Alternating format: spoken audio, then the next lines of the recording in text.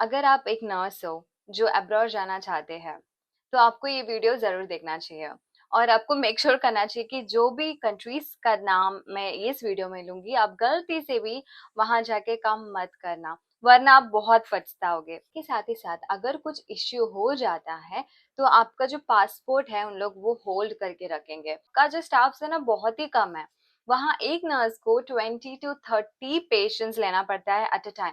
तो आप समझ ही सकते हो क्या ही होगा ना क्वालिटी ऑफ केयर का।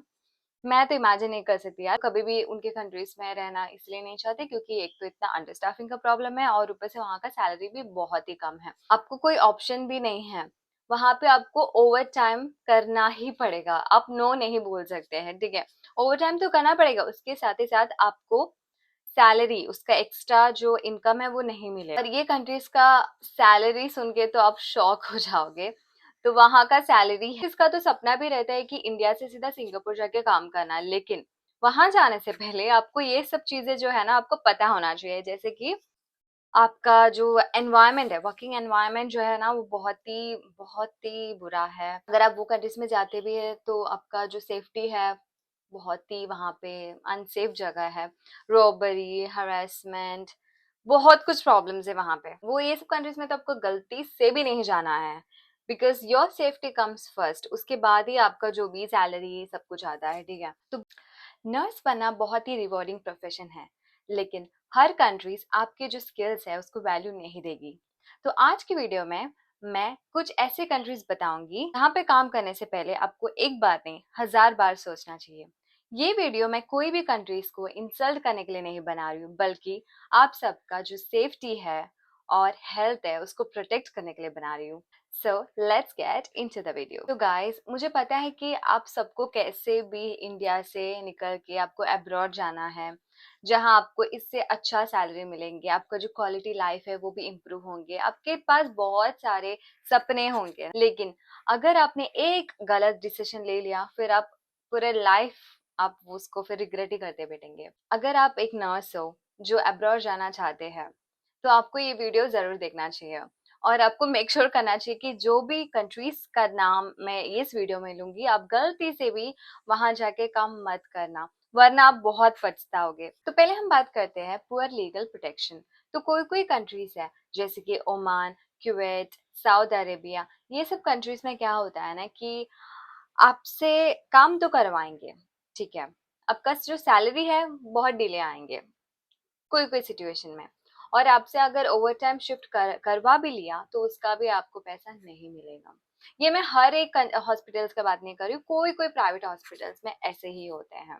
और इसके साथ ही साथ अगर कुछ इश्यू हो जाता है तो आपका जो पासपोर्ट है उन लोग वो होल्ड करके रखेंगे। और वहाँ का लॉ से बहुत स्ट्रिक्ट है, लेकिन फेवरेबल तो बिल्कुल भी नहीं है लेबर्स के लिए वहाँ। तो इसलिए आपको सोच समझ कर ही वहाँ पे काम करना चाहिए। अगर आपने ये सब कंट्रीज में अगर काम किया तो आपका सैलरी है 60,000 टू अराउंड 1 लाख, उससे भी थोड़ा ज्यादा बढ़ सकता है अकॉर्डिंग टू एक्सपीरियंसेस। लेकिन क्या फायदा, ये सैलरी देख के आप चले जाओगे लेकिन आपको फ्री में ओवर टाइम काम करना पड़ेगा। उसके साथ ही साथ अगर आप वहां पे रहने भी जाओगे ना तो वहां का जो एकोमोडेशन है पुअर क्वालिटी है, ठीक है। तो आपको इसके लिए बहुत ज्यादा आपको रिसर्च करना पड़ेगा। अभी हम बात करते हैं सिवियर अंडर स्टाफिंग। ये नाम सुनते ही आपको लगता होगा कि अरे इंडिया का नाम तो पहला आना चाहिए, क्योंकि इंडिया में तो बहुत ही ज्यादा शॉर्टेज है स्टाफ्स का, बहुत ही ज्यादा ही यहाँ का रेशियो भी है। तो जो कंट्रीज में सबसे ज्यादा सिवियर अंडर स्टाफिंग का जो प्रॉब्लम है वो है इंडोनेशिया, फिलीपींस, वियतनाम। तो ये जो कंट्रीज में है ना इतना ज्यादा प्रॉब्लम्स है ना अंडर स्टाफ, वहाँ का जो स्टाफ है ना बहुत ही कम है। वहाँ एक नर्स को 20 to 30 पेशेंट्स लेना पड़ता है एट अ टाइम। तो आप समझ ही सकते हो क्या ही होगा ना क्वालिटी ऑफ केयर का। मैं तो इमेजिन नहीं कर सकती यार, पेशेंट केयर तो मतलब क्या ही होगा, बेचारे पेशेंट्स को मेडिसिन भी देने को टाइम नहीं मिलता रहेगा नर्सेस को वहां पे। So I can imagine. So no wonder most of the Filipinos are working in different countries. अब जहाँ भी जाओ ना आपको एक फिलिपिनोस दिखेंगे, लेकिन उन लोग काफी अच्छा है उनका।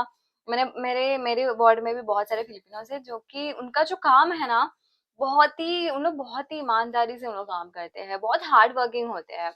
लेकिन उन लोग कभी भी उनके कंट्रीज में रहना इसलिए नहीं चाहते क्योंकि एक तो इतना अंडरस्टाफिंग का प्रॉब्लम है और ऊपर से वहाँ का सैलरी भी बहुत ही कम है।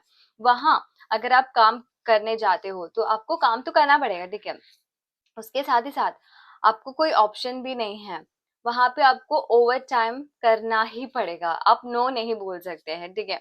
ओवर टाइम तो करना पड़ेगा, उसके साथ ही साथ आपको सैलरी, उसका एक्स्ट्रा जो इनकम है वो नहीं मिलेगा। और ये कंट्रीज का सैलरी सुन के तो आप शॉक हो जाओगे। तो वहां का सैलरी है इंडियन रुपीज में 25,000 to 35,000। तो ऑब्वियसली आप सब तो कभी नहीं जाओगे वहां पे काम करने के लिए, क्योंकि इतना कम सैलरी तो अपने इंडिया में ही है, तो आप क्यों ही जाएंगे ना इंडिया से कोई और जगह सेम सैलरी के लिए। या सो ये सब कंट्रीज में नर्सेस तो कभी नहीं रहना चाहेंगे। अभी हम बात करते हैं लो पे एंड हाई लिविंग कॉस्ट। तो कोई कोई कंट्रीज ऐसा है जहाँ पे आपको सैलरी कम है लेकिन लिविंग कॉस्ट जो है वो बहुत ही ज्यादा है, ठीक है। जैसे कि उसमें आता है सिंगापुर। तो आप सबका ड्रीम हो सकता है सिंगापुर जाना। वहां का salary it's not bad actually, वहां का सैलरी है 1.2 lakhs to 1.6 lakhs, जो कि इंडिया से तो काफी काफी अच्छा है। तो किस किस का तो सपना भी रहता है कि इंडिया से सीधा सिंगापुर जाके काम करना, लेकिन वहां जाने से पहले आपको ये सब चीजें जो है ना आपको पता होना चाहिए। जैसे कि वहाँ का जो लिविंग कॉस्ट है, लिविंग एक्सपेंस है, इट्स टू मच, बहुत ही एक्सपेंसिव वहां पे। जैसे कि वहां का रेंट ही स्टार्ट होता है 60,000, फूड पकड़ लो 25,000 और ट्रांसपोर्टेशन 8,000। तो बचा है क्या हाथ में, बहुत एक्सपेंसिव है वहां पे। भले ही आपके पास थोड़ा पैसा आ रहा है लेकिन वैसे का वैसे वो जा ही रहा है, तो मतलब तो कुछ मतलब नहीं बनता। तो इस रीजन की वजह से आपको सिंगापुर में कभी भी काम नहीं करना चाहिए। तो मैं तो यही बोलूंगी, आप कोई भी कंट्रीज में जा रहे हैं अपना कभी भी सैलरी देके मत जाना, ठीक है। आपका सैलरी बहुत अच्छा हो सकता है कोई कोई कंट्रीज में, मे बी 1.5 1.8 2 lakhs भी हो सकता है। लेकिन आपको ना बहुत ज्यादा आपको उसके बारे में रिसर्च करना चाहिए वो कंट्री में, कि वहाँ का कॉस्ट क्या है, वहाँ का रेंट कितना हो सकता है, वहाँ का फूड, ट्रांसपोर्टेशन। आपको बहुत कुछ रिसर्च करना है, उसके बाद ही आपको डिसाइड करना है कि कौन सा कंट्री में जाना चाहिए कि नहीं जाना चाहिए। मुझे लगता है कि इसके बाद तो कोई नहीं जाएगा ये कंट्री में। तो अभी हम बात करते हैं रिक्रूटमेंट स्कैम्स का। तो कोई कोई कंट्रीज है जहाँ पे रिक्रूटमेंट स्कैम जो है तो बहुत ज्यादा होता है, जैसे कि मलेशिया, चाइना, यूएई, ठीक है। तो आपको अगर कोई भी आप अगर एजेंसी के थ्रू जा रहे हैं तो आपको उसके बारे में बहुत अच्छे से आपको रिसर्च करना चाहिए, ठीक है। तो जब आप इंडिया में रहते हैं तो सरासर आप जो भी कॉन्ट्रैक्ट है साइन करके देते हैं, वो कॉन्ट्रैक्ट में तो अलग ही सैलरी रहेगा, ठीक है। लेकिन जैसे ही आप वहां पहुंचेंगे, सैलरी जो है सरासर 1 लाख से सीधा 40,000 या 50,000 होगा, ठीक है।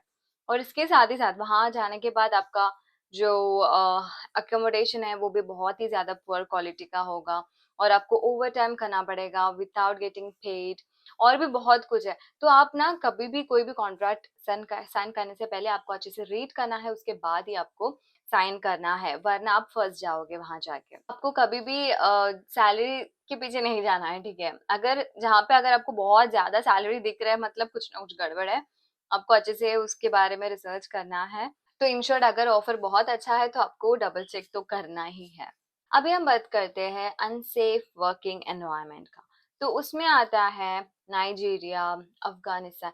तो ये सब कंट्रीज में तो पता है कि आप लोग जाएंगे नहीं, बट स्टिल वहाँ आपका जो एनवायरनमेंट है, वर्किंग एनवायरनमेंट जो है ना वो बहुत ही बुरा है। अगर आप वो कंट्रीज में जाते भी है तो आपका जो सेफ्टी है बहुत ही वहां पे अनसेफ जगह है, रॉबरी, हरासमेंट, बहुत कुछ प्रॉब्लम्स है वहां पे। वो ये सब कंट्रीज में तो आपको गलती से भी नहीं जाना है, because your safety comes first, उसके बाद ही आपका जो भी सैलरी सब कुछ आता है, ठीक है। तो बैग पैक करने से पहले आपको जरूर ये सब कंट्रीज के बारे में, जो भी आप कंट्री में जा रहे हैं वहां उसके बारे में आपको अच्छे से रिसर्च करना चाहिए, ठीक है। ज्यादातर लोग तो सिर्फ सैलरी देके चले जाते हैं, फिर वहां जाके रिग्रेट करते हैं। और रेड फ्लैग्स प्लीज इग्नोर मत करो। अगर आपको प्रोसेसिंग के टाइम कुछ भी गड़बड़ लग रहा है, इवन 1% भी, एजेंसी की साइड से होने दे या फिर जो भी हॉस्पिटल की तरफ से होने दे, आप वो रेड फ्लैग को इग्नोर मत करो ना, आप आगे जाके may be you would regret about it.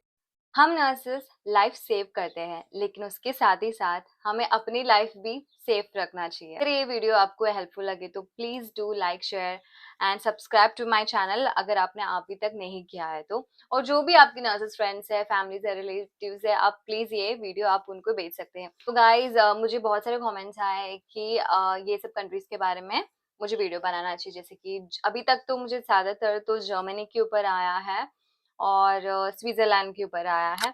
अगर आप सबको चाहिए कि मैं उसका जो नर्सिंग प्रोसेस है, कंप्लीट प्रोसेस एक्सप्लेन करूँ, तो प्लीज आप मुझे कमेंट में मेंशन कीजिए कि मुझे कौन से कंट्री के ऊपर वीडियो बनाना चाहिए, उसके हिसाब से मैं वीडियो बनाऊंगी। That's it about this video, see you on next video, bye.